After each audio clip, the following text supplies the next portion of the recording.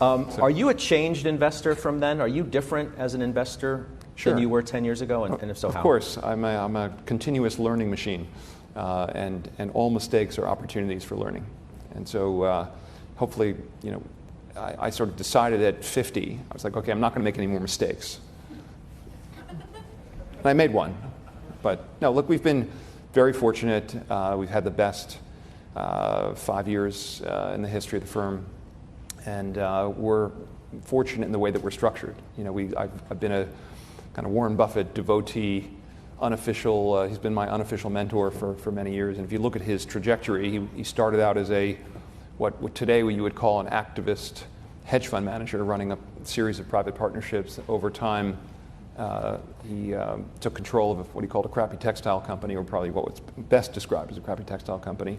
But the access to the permanency of that capital gave him the ability to take kind of the very long-term view in a world where people in the investment management business generally have to make short-term decisions because their capital, it can leave. We really, 5 years ago, got to that place in terms of the structure of our organization, and allows us to take the kind of very long-term view. And we can buy Google at $94 a share when people are scared about, and we can own it. And that, I think, is a very fortunate competitive advantage we have. Are you a better risk manager today than you were before? I certainly believe so. Well, I mean, look, short selling was never something we actually liked, like shorting stocks, because the asymmetry is in reverse. We're big believers in understanding asymmetry both in life and in investing is critically important, and short selling is on the inverse side of it.